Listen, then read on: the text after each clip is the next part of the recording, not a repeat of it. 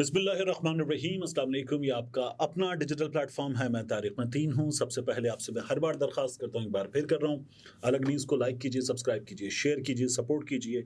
बहुत शुक्रिया इस सिलसिले को जारी रखने का। घंटी का बटन दबा दीजिए। आप चाहें तो मुझे भी सब्सक्राइब कर सकते हैं। मैं बहुत शुक्रगुजार रहूँगा आपका। अब इस वीडियो के मौज़ूआत की बात, पाकिस्तान तहरीक इंसाफ की पॉलिसी के एस्टैब्लिशमेंट के हवाले से, नरेटिव लेकर क्या चलना है, पाकिस्तान तहरीक इंसाफ क्या कन्फ्यूजन का शिकार है या क्लियर है ये पॉलिसी।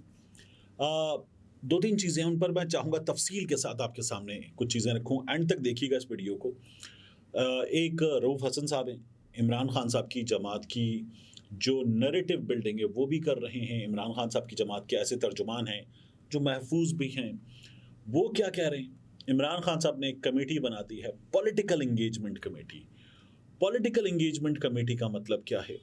और साथ ही इमरान खान साहब के ट्विटर अकाउंट से, ये बहुत इंपॉर्टेंट है, उनके ट्विटर अकाउंट से ट्वीट किया गया है, उसमें कुछ तस्वीरें हैं और एक हैशटैग यूज़ हुआ है। इस हैशटैग को देखें, पॉलिटिकल एंगेजमेंट कमेटी को देखें, रऊफ़ हसन साहब की गुफ्तगू को देखें, तो आपको लगता है कि क्लैरिटी शायद अभी आई नहीं है, या क्लैरिटी है लेकिन एक ख़ास अंदाज में आगे चलना है। वो ख़ास अंदाज ये है कि बात करनी है और अपनी बात रखनी भी है। क्या है ये, इस पर बात करेंगे इस वीडियो में। लेकिन इससे भी पहले आम तौर पे हम नून लीग के सहाफ़ियों से भी और नून लीग के लोगों से भी एक नाम सुनते रहे, पिंकी पीरनी, बुशरा बीबी के बारे में। तो अब मैं आपको बताऊं कि इस वक्त एक पीरनी और सामने आई है। ये पीरनी रिसेंटली सामने आई है। नौजवान पीरनी है, काफ़ी कम उम्र की पीरनी है। उस पीरनी का नाम है सनम जावेद। हुआ क्या है देखें, एक बार फिर जब आप ये वीडियो देख रहे होंगे तो मुमकिन तौर पर सनम जावेद फिर गिरफ्तार हो चुकी होगी। वजह क्या है मैं आपके सामने रखता हूँ। अभी देखिए, सनम जावेद 9 मई के मुकदमात में, 9 मई के लाहौर में ग़ालिबन 14 मुकदमात हैं, तो उनमें गिरफ्तार हुई। अब ये 9 मई को जिना हाउस के बाहर मौजूद थी, जियो फेंसिंग में निकला, सनम जावेद गिरफ्तार हो गई। फिर यही सनम जावेद जो है, ये 9 मई को जो CSD है कुछ फासले पर, उसके सिलसिले में भी गिरफ्तार है। अच्छा, ये तो थोड़ा सा फासला, यानी जो जिना हाउस है फिर वहाँ से CSD है, कोई हार्डली 150 मीटर होगा, तो ये थोड़ा सा फासला है। फिर उसके सामने अक्रॉस द रोड 150 की जगह 180 मीटर कर लें आप, राहत बेकरी है, उसमें भी गिरफ्तार हो गई। फिर वहाँ से आगे एक थाने पर हमले का मामला है, उसमें भी गिरफ्तार हो गई। फिर उससे भी कुछ फासले पर नून लीग के दफ्तर पर हमले का, उसको जलाने का मामला है, उसमें भी गिरफ्तार हो गई। लिबर्टी के मामले में भी गिरफ्तार हो गई। तो ये एक बंदी जो है, ये हर जगह मौजूद थी। तो ये तो असल पीर नहीं है। ये कमाल है कि ये एक बंदी, एक नौजवान लड़की जो एक सोशल मीडिया एक्टिविस्ट, एक जमात की सपोर्टर है, एक लीडर की, वो हर जगह मौजूद थी। तो ये कमाल है। तो इसको फिर एक बार फिर रुपकार जारी होने के बाद, बार बार रुपकार जारी हो चुकी इसकी, फिर गिरफ्तार कर लिया जाएगा, जा चुका होगा जब आप ये वीडियो देख रहे होंगे। तो ये तो सिचुएशन है। अब इसके बाद आ जाइए कि जो मैं कह रहा हूँ आपसे कि एक जानिब पॉलिटिकल एंगेजमेंट कमेटी है, एक जानिब रऊफ़ हसन साहब हैं और एक जानिब इमरान खान साहब का ट्वीट है। इमरान खान साहब के ट्वीट से शुरू करते हैं। इन चीज़ों को ना एनालाइज करने की ज़रूरत है। इमरान खान साहब के अकाउंट से ट्वीट हुआ, यह ट्वीट हुआ 6:23 8 तारीख को, और इस पर लिखा होता इंशाअल्लाह, फिर आगे था हैशटैग जुल्म का बदला वोट से। अब इसमें इमरान खान साहब की एक तस्वीर है।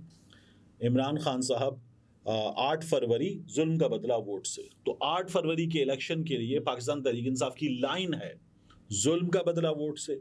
इमरान खान साहब की व्हील चेयर पर जो शौकत खानम में मीडिया से इंटरेक्शन की तस्वीरें थी ब्लू ड्रेस में, वो लगी हुई हैं, और इमरान खान जो गोलियां लगने के बाद गाड़ी के दरवाजे पे आए थे, हाथ उठाया था, वो तस्वीर लगी हुई है और लिखा हुआ है, जो 3 नवंबर 2022 को गोली खाकर भी खौफजदा ना हुआ, क्या उस लीडर की कौम 8 फरवरी 2024 को खौफजदा होकर घर बैठी रहेगी? हरगिज़ नहीं। इस जुल्म का बदला अवाम वोट से लेगी। ये एक तस्वीर है। फिर इस तरह से एक और तस्वीर है, 8 फरवरी जुल्म का बदला वोट से, बल्ले पे ठप्पा लगाया हुआ है। अरशद शरीफ का नाहक कत्ल इसमें लिखा हुआ है। इमरान खान की झूठे मुकदमात में गिरफ्तारी इसमें लिखा हुआ है। जिल्ले शाह का कत्ल इसमें लिखा हुआ है। और बल्ले के निशान पर मोहर लगाकर फस्तायत के निज़ाम को शिकस्त दें। ये दूसरी तस्वीर है।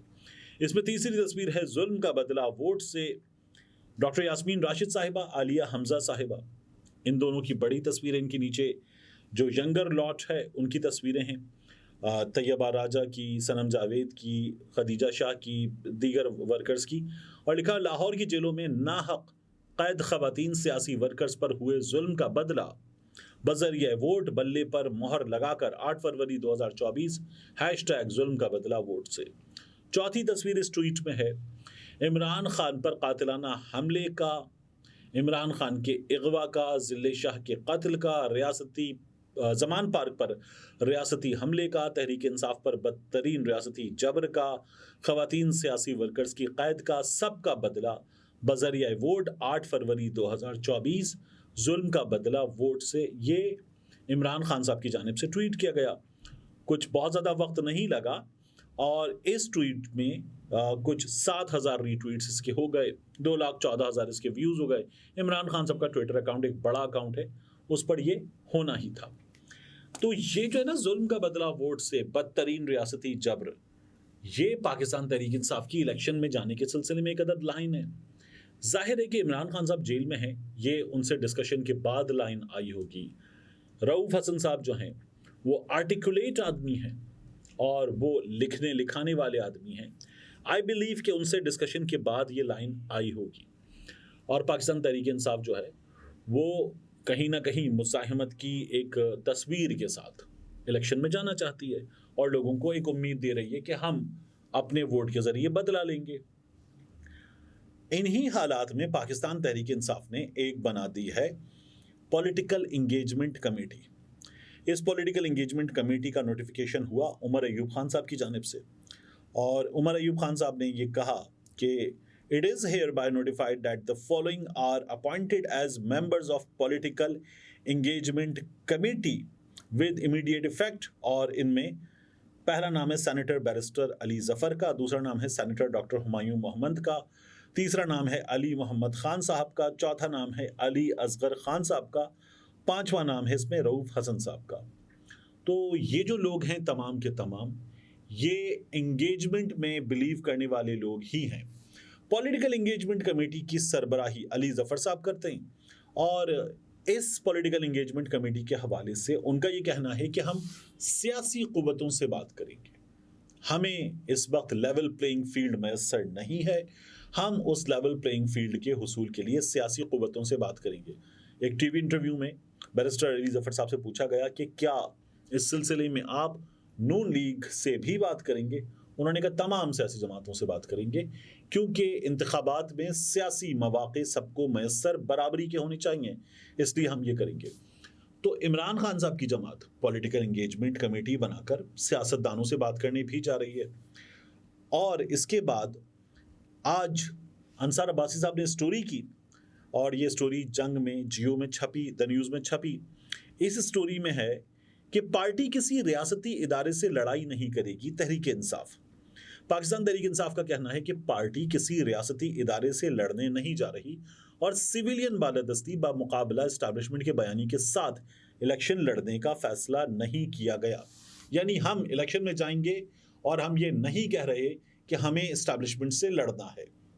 ये रऊफ हसन साहब कह रहे हैं। अंसार अब्बासी साहब अपनी स्टोरी में लिखते हैं, पीटीआई के सेक्रेटरी इत्तलात रऊफ हसन साहब ने द न्यूज़ के राब्ता करने पर पार्टी के वकील बैरिस्टर गौहर खान के इस बयानिए से पार्टी की दूरी जाहिर की कि आइंदा इलेक्शन में पीटीआई सिविलियन बालादस्ती बामुकाबला इस्टेब्लिशमेंट के बयानी के साथ मैदान में उतरेगी।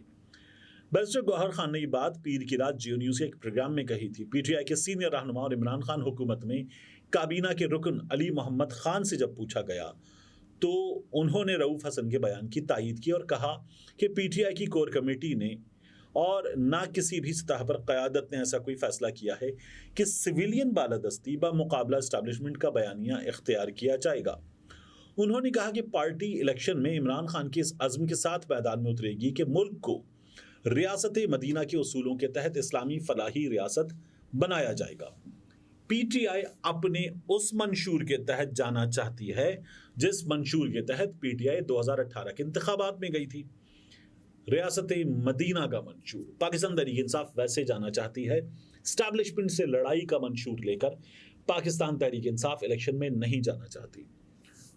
आप पॉलिटिकल एंगेजमेंट कमेटी को देखें, इस गुफ्तगू को जो रऊफ हसन साहब ने की है, अली मोहम्मद खान साहब ने की है, इस गुफ्तगू को देखें और तो आपको नजर आएगा कि शायद कुछ कंफ्यूजन है।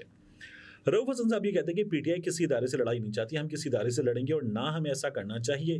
पीटीआई जमहूरी हुदूद, कानून, आइन और सिविलियन आज़ादी की हुदूद में रहते हुए जमहूरी जिद्दोजहद पर यकीन रखती है। सिविलियन आज़ादी वर्सेस एस्टैब्लिशमेंट ये नहीं करना, सिविलियन आज़ादी जो है उस पर बात ज़रूर करनी है। बैरिस्टर गौहर खान से उनके बयान के हवाले से बात करेंगे क्योंकि पार्टी में कई लोगों ने इस बयान की वजह से परेशानी का इजहार किया है। पीटीआई पहले ही अप्रैल 2022 के बाद मिलिट्री एस्टैब्लिशमेंट के खिलाफ बयानी की वजह से पैदा होने वाले मंजरनामे की वजह से मसाइल का सामना कर रही है, क्योंकि उसी वजह से 9 मई का वाकया हुआ था। इसी वजह से पार्टी के लिए सूरत हाल तारीख हुई। ये अंसार अब्बासी साहब रऊफ हसन साहब के ख्यालात लिख रहे हैं। अब क्या इसमें कंफ्यूजन है, प्रॉब्लम है? मेरा ख्याल है नहीं।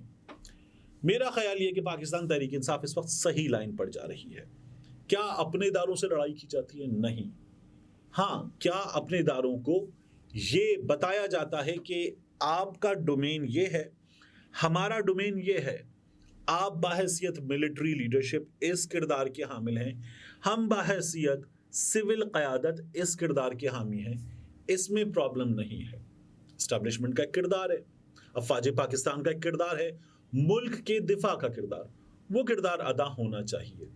लेकिन क्या civilian बालादस्ती versus establishment, Pakistan Tehreek Insaf इसके साथ नहीं जाना चाहती, नहीं जाएगी। मगर जो ट्विटर पे हो रहा है उसके जरिए पाकिस्तान तहरीक इंसाफ अपने वोटर से मुखातिब है कि जुल्म हुआ है।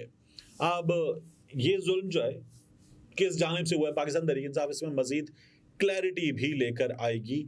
जो अभी तक हमारे सामने चीज़ें हैं उसमें वो रियासती जबर की बात तो कर रहे हैं कि हम पर हुआ है, लेकिन आगे एंगेजमेंट की बात कर रही है पाकिस्तान तहरीक इंसाफ, जो बेहतर पॉलिसी है। अपने इदारों से लड़ा नहीं जाता और इदारों से लड़ाई की भी नहीं जा सकती, इदारों से लड़ाई जीती भी नहीं जा सकती। ये पाकिस्तान तहरीक इंसाफ के समझने की ज़रूरत है और पाकिस्तान तहरीक इंसाफ, मेरा ये ख्याल है कि इसको समझने को भी तैयार हुई है। यहाँ अब एक बहुत अहम चीज़ है जो मीडिया ने की, दुनिया न्यूज़ ने की, कि आरिफ अलवी जो है वो खुलकर खड़े हो गए पाकिस्तान तहरीक इंसाफ के साथ। और आरिफ अलवी देखिए क्या कर रहे हैं, क्योंकि हुआ ये कि आरिफ अलवी साहब ने एक ख़त लिखा, एक ख़त खुद लिखा और एक ख़त लिखा उमर अयूब साहब ने, सेक्रेटरी जनरल पाकिस्तान तहरीक इंसाफ, उन्होंने ख़त लिखा। तो आरिफ अलवी साहब के उस ख़त के हवाले से दुनिया न्यूज़ ने खबर लगाई, सदर मुमलिकत पीटीआई की हिमायत में खुलकर सामने आ गए, निगरां वज़ीर आज़म से बड़ा मुतालबा कर दिया। यानी ऐसा लग रहा है कि निगरां वज़ीर आज़म से आरिफ अलवी साहब ने कह दिया कि इमरान खान को बाहर निकालो और पीटीआई को जीतने दो इलेक्शन, और इसके लिए सब कुछ कर दो। ऐसा नहीं है। आरिफ अलवी साहब ने जो ख़त खुद लिखा है और आरिफ अलवी साहब ने जो ख़त उमर अयूब साहब का आगे बढ़ाया है, वो ख़त पाकिस्तान तहरीक इंसाफ के लिए लेवल प्लेइंग फील्ड का मुतालबा दोहराता है। और आरिफ अलवी साहब ने खुद पाकिस्तान तहरीक इंसाफ का नाम अलबत्ता ज़रूर लिखा है और कहा है कि पाकिस्तान तहरीक इंसाफ को लेवल प्लेइंग फील्ड मिलनी चाहिए। ये आरिफ अलवी साहब का मुतालबा अलबत्ता ज़रूर है। इस मुतालबे को इस वक्त रंग क्या दिया जा रहा है कि आरिफ अलवी साहब जो हैं वो खड़े हो गए पाकिस्तान तहरीक इंसाफ के लिए। जिस तरह नून लीग कहती है कि ये सदर जो हैं ये इमरान खान के टाइगर बन चुके हैं, तो ऐसा नहीं है। आरिफ अलवी साहब के ख़त के बुनियादी निकात मैं जल्दी से आपके सामने रख देता हूँ। सदर मुमलिकत ने निगरां वज़ीर आज़म को जो ख़त लिखा है उसमें पाकिस्तान तहरीक इंसाफ के ख़दशात पर गौर के लिए कहा है, और वो ये कहते हैं कि निगरां हुकूमत का गैर जानिबदार इकाई के तौर पर तमाम सियासी जमातों को हमवार मैदान फराहम करना बेहद अहम है। आइंदा इंतखाबात में तमाम रजिस्टर्ड सियासी जमातों को मुसावी हुकूक और मौक़े फराहम करने की निगरां हुकूमत की पॉलिसी पर आपके हालिया बयानात बाइसे इत्मीनान है। यानी ये काकड़ साहब ने बात की थी। पुख्ता यकीन है कि जमहूरियत ही पाकिस्तान के अवाम और रियासत के लिए आगे बढ़ने का मुनासिब रास्ता, ये यकीन होना भी चाहिए।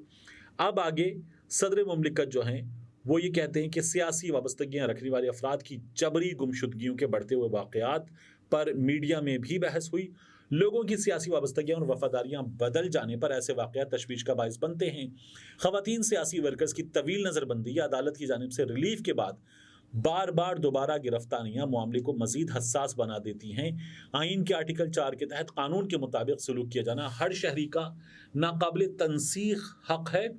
आइन के आर्टिकल 17 के तहत जो सदर ने लिखा है वो आइनी मुतालबात हैं। आइन के आर्टिकल 17 के तहत सियासी जमात की रुकनियत या तंजीम साजी करना हर शहरी का बुनियादी हक है। आइन का आर्टिकल 19 हर शहरी को आज़ादी इजहार राय के साथ आज़ाद प्रेस का हक देता है। इन मामलात पर गौर करें। आज कराची में क्या हुआ? सरबुलंद खान और दीगर ये कराची में प्रेस क्लब के बाहर अपनी जमात के लिए पाकिस्तान तहरीक इंसाफ वाले गालिबन 11 या 12 नवंबर है, माफ़ कीजिएगा, तब कराची में एक रैली करना चाहते हैं मिलेनियम मॉल के सामने, एक जलसा करना चाहते हैं।